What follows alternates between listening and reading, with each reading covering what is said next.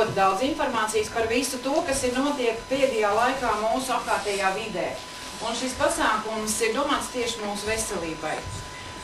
Es gribu teikt tā, lai mēs varētu būt atbrīvoti, varētu dzirdēt visu, ko mums šodien ir sagatavojuši šie cilvēki, kas ir uzaicināti, ļoti gatavojušies. Es domāju, ka noteikti vajadzētu izslēgt visiem mobilos telefonus, lai tas mums netraucē šīs 3 stundas ar pārtraukumu, kur laikā mēs iegūsim ļoti daudz svarīgas, mums ļoti vajadzīgas jaunas informācijas, lai mēs atgriežoties uz ielas, tādā vidē ierastajā, kurā mēs esam pieraduši dzīvot, lai mēs varētu būt daudz drošāki rītā. Un gribu vēl teikt tā, ka mani sauc Ilves Paukānietis, esmu neatkarīgs konsultants kompānijā Vision jau 15 gadus. Gribu, lai jūs arī šodien justos brīvāk, un tāpēc paskatieties pa labi, pa kreisi, sasveicināties ar tiem saviem blakus kaimiņiem, kas arī šodien ir novērtējuši to, ka šī informācija, kas ir vajadzīga šodien, lai cilvēks būtu skaists, vesels, kad viņam arī ir šīs galvenās vērtības. Un gribu runāt par to, kāpēc šodien tad mēs esam atnākuši šeit, un ne tikai šodien, bet pirms mēneša, pirms nedēļas, un tik daudz mēs runājam par šo veselību. Mēs zinām to, ka veselība mums ir galvenā vērtība, taču tas, kad viņa šodien vairs nav iegūstama par brīvi, vienkārši nepievēršot viņai uzmanību. Un kas tad ir veselība? Veselība ir spēja cilvēkam realizēt visas savas vajadzības, ar prieku, ar enerģiju, un vai to šodien visu var dabūt? Šodien zālē nav daudz cilvēki, kur labprāt šeit būtu, jo viņiem ir slimi bērni, viņiem ir slimi vecāki, viņi paši ir slimi, viņi vienkārši nevarēja šodien šeit ierasties. Bet šodien tiks dalīts ļoti vērtīgas lietas, arī dažas varbūt pirmo reizi jūs dzirdēsiet, varbūt pat vairākas pirmo reizi, jo pasaule mainās. Un galvenais, kas mūs varētu šo veselību ietekmēt, tā ir ekoloģija. Un šeit uz šī slaida jūs varat paskatīties un redzēt to, kā tas izskatās, bet lielākoties par to, ko jūs šeit redzat, mēs esam jau daudz runājuši un pieraduši. Un arī televīzijā varam lasīt par to, cik kaitīgs ir ēdielas, kad mūsu skaistos augļus, kas mums tik daudz šodien ir jālieto, kad viņi termiski gan ķīmiski apstrādāti un kad viņi visi traucē mūsu veselībai. Tāpat tās mums ļoti traucē šī vide, kurā mēs dzīvojam. Un troksnis, elektromagnetiskie lauki. Es domāju, ka tie cilvēki, kas jau nāk vairāk kārt, un es redzu šeit sejas, kas ir ilgus gadus bijuši saistīti ar šo informāciju, viņi to saprot un zina. Taču šeit ir arī tādas lietas, ko es pati uzzināju pusgadu atpakaļ. Kaut gan man likās, ka varbūt tā nav tik nopietna lieta, varbūt tas ir, kā daži raksta internetā, tas ir sviests, bet par to mēs parunāsim pēc minūtes. Ja? Šeit ir interesants slaids, ja? Šeit ir aprakstīts lietas, kuras mūsu imunitātei, kura ir galvenais mūsu saimnieks par mūsu veselību. Imunitāte faktiski ir galvenā, un kas tad viņu ietekmē? Ja? Tad mēs redzējām visi šie kaitīgie faktori. Lai mēs varētu stiprināt šo imunitāti, mums ir ļoti vajadzīgs svaigs gaiss, jo bez gaisa cilvēks var dzīvot 5 minūtes, mums ir vajadzīgs svaigs gaiss. Mums ir vajadzīgs dienā vismaz 3 litri svaiga ūdens, jo cilvēks sastāv 85% no ūdens molekulām. Ja? Mums ir vajadzīgs ēdiens, vitamīni, mikroelementi, no kā mēs sastāvam. Ja mēs to visu saņemam, ja mums ir veselīgs dzīvesveids, mēs kustamies, mēs ejam uz pirtīm, cilvēks var ļoti daudz ko šodien izdarīt. Taču imunitātei šodien, lai mēs varētu pretoties tai iepriekšējai situācijai, ko jūs redzējāt iepriekšējā kadrā, ja, mums ir vajadzīgs pavisam citi apjomi, vitamīnu, citas kvalitātes skābeklis.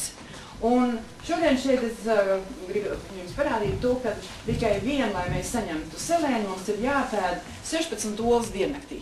Tātad reāli selēnu mēs nevaram uzņemt. Un kas rodās, kad nav šī selēna, es domāju, ka par to jau par selēnu vajadzību runā ļoti daudz, un par visu šo vielu nepieciešamību mūsu organismā, priekš tiem cilvēkiem, kuri šeit ir atnākuši tādēļ, lai iepazītu sevi, lai uzzinātu tiešām, ka tas viņam ir vajadzīgs, viņš atbildes par selēnu, par to, ka beta-karotīns, lai nosakt mūsu deficītu, ir vajadzīgi tur 2 vai 7 kg dienā, tāpat tās ar citronu, lai C vitamīnu nosaktu to vajadzīgo daudzumu, kas ir šodienas imunitātei vajadzīgs. Šodien ir 2013. gads. Nav 1950. gads. Te ir kāds, kas ir tanī laikā dzimis zālē. Ir cilvēki. Tātad šis nav 19. 20. gadsimta mija, kad varēja padzerties no Peļķes, Rīgas tepatās Vecrīgā, kur gāja zirgi, ja? Tur negāja mašīnas 6 rindās uz priekšu un atpakaļ. Un drīz tuvosies pavasars, mēs visi iesim dabā, mēs visi gribēsim elpot svaigu gaisu, mēs vedīsim savus bērnus ārā, mēs gribēsim, es zinu, ka te zālē ir ļoti daudz veselīgi dzīvesveidu tīkotāji un darītāji arī tādā ziņā, kad es zinu, ka agros saules lēktos cilvēki iet mazgāt muti rasā. Ir tādi šeit zālē? Ir. Tātad es gribēju tikai ar nākošo kadru jums parādīt tādas lietas, kas ir notikušas manā dzīvē. Jau izrādās 2 gadus Latvijā, taču es to uzzināju apmēram pa zinu pusgadu. Un šī tēma virzās internetā, klāji par viņu neviens nerunā, un tie ir chemtraili. Tātad es runāju par to, ka mums ļoti vajadzīgs svaigs gaiss. Par to, ka ēvielas jau ir kaitīgs, to jau mēs esam pieraduši, kad ūdens ir pudelēs, mēs esam pieraduši, bet to, ka mums vairs nav svaiga gaisa, es nezināju vispār. Taču šodien par to tēmu runās filma, maza, īsa, bet pārējo mēs veltīsim jums laiku, atbildēsim uz jautājumiem, jo internetā ir no katras valsts 100 filmas par šo tēmu, un saņemsiet atbildi laika gaitā, ja jums būs svarīgi savu veselību un izzināt šo tēmu.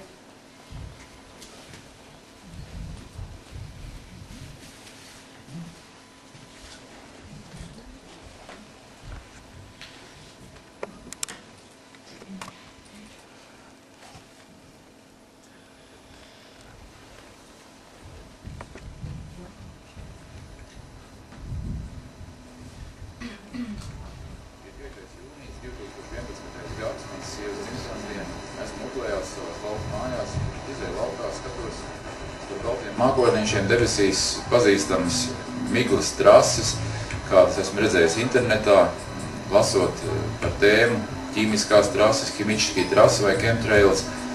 To katrs var apskatīties pats. YouTube ir ļoti daudz materiālu, gan video, gan safotografēt, līdzīgi kā es esmu safotografējis. Man, diemžēl, bija tikai telefons, ar kuru safotografēt, tā kā kvalitāte nav pārāk laba. Šīs pēdas debesīs atstāja speciālas lidmašīnas, un šīs astes neizdziest, kā viņas izdziest parastajām lidmašīnām pasažieru, bet pamazām izplešas un pārvēršas tādos kā mākoņos, kas aizpilda telpas starp dabiskajiem mākoņiem, pamazām kļūst tādā svina pelēkā krāsā, caur ko knapi izlaužas saule, ja skats ir diezgan spocīgs. Reāli tiek izmainīts kaut kādā veidā klimats. Ķīmiskās trases ir pētītas, un ar vielu sastāvā ir dažādi bioloģiskie komponenti, var sakot vielas, kas atstāja negatīvu iespaidu uz cilvēku veselību. Šīs vielas izsaucot cilvēkos apātiju. Zinot, ka tuvojas 8. jūnijas, atkal paredzēta kaut kāda akcija, kas, protams, tiek plānot globāli, mūsu reģionā saucās par maipuķīšu revolūciju, rodas pamatotas aizdomas, kāpēc būtu jāizsmedzina šī viela, kas jau tā apātiskos latviešus padarītu vēl apātiskākus. Ja nav konkrēts atbildi, kas šīs ir par trasēm tieši virs manas galvas, ja es šādu atbildi nevaru saņemt līdzīgi citiem, to nav saņēmuši ne Kanādā, ne Amerikā, ne Krievijā, no attiecīgajām struktūrām, kas šīs lidmašīnas darbina un lidina pār mūsu galvām, tad varu tikai domāt, ka tas ir kaut kāds drošības noslēpums, kas iedarbotos tā, lai cilvēki nedumpotos, lai cilvēki būtu rāmi, apatizēti vēl vairāk, nekā mēs esam apatizēti. Ļoti daudz jautājumu, protams. Es domāju, skatieties paši, paviriniet internetu, papētiet, palasiet kaut kas ar mums notiek ne tikai uz zemes, bet jau arī no debesīm.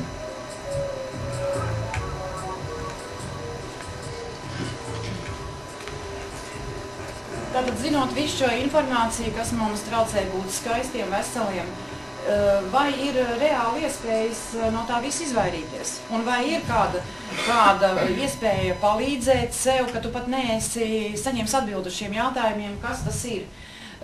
Un es šodien esmu aicinājusi šeit blakus profesionāļus, ārstus, zinātniekus, kosmetologus, pārtikas tehnologus, un kopā ar viņiem šodien meklēsim, ko mēs varam darīt, lai mēs varētu šajā vidē, kurā, diemžēl, mums ir jādzīvo, kā mēs varētu laimīgi dzīvot savu dzīvi un zināt to, ka mēs esam izvēlējušies labāko un vērtīgāko, efektīgāko ceļu.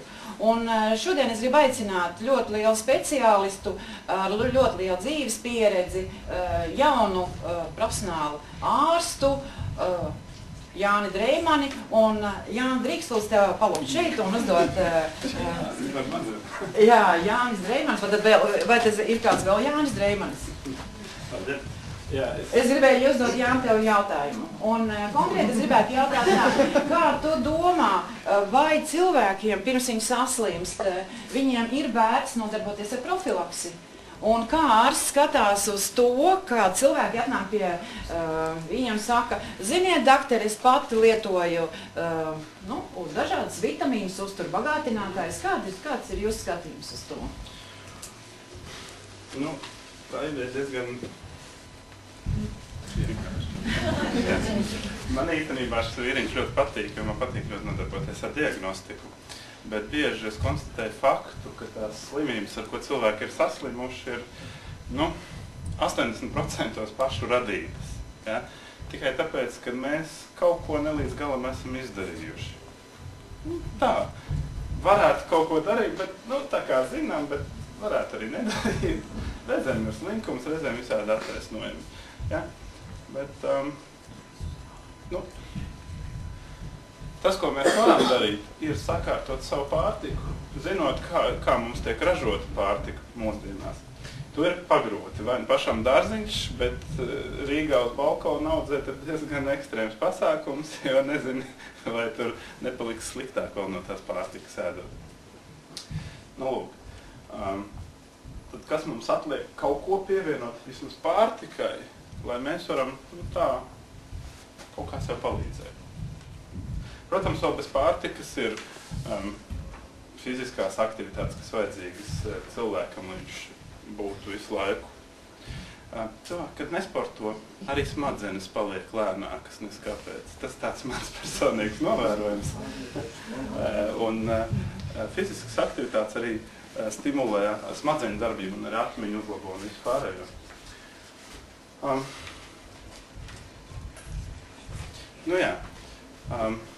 Cilvēki man prasa, ko tad darīt? Reizē man grūti atbildēt. Ja ko negrib darīt, tad priekš kam jautāt. Ja? Bet mans viedoklis ir tā, ka sākam ar sevi nevis vainot apkārtējos vai sistēmu vai pārtiku. Mēs varam izdarīt no savas puses visu. Es tā kā negribu lielīties ar perfektu veselību un tā, bet kāpēc, piemēram, lietoju šos produktus, ir... Es sapratu, ka man ir ļoti svarīgi katru dienu justies labi. Tādā ziņā no rīta pamosties, un es jūtos forši. Izgulējies, vesels, tādā garā. Un tad man arī ir vēlme strādāt ar cilvēkiem, iet strādāt, vispār kaut ko darīt. Jo parasti ir tā, ka mēs kaut kur iedzīvojamies, iesprūstam, tad sākam kaut ko slimot, un tad nevar vienu no mājas beigās iziet. Ja? Un tad arī sākas problēmas. Tad vēl sākam dzert kaut kādus antidepresantus un vēl nezinu ko. Ja? Un tad vispār tas viss aizies lielās auzās. Kā rezultātā, ja mēs lietojam produktus, lai mēs justos labi, viss pārējais ir, būs lielāka apmierinātība ar dzīvi, vēlme vairāk kaut ko darīt. Un es te nesen biju vienā tādā psihoterapeitas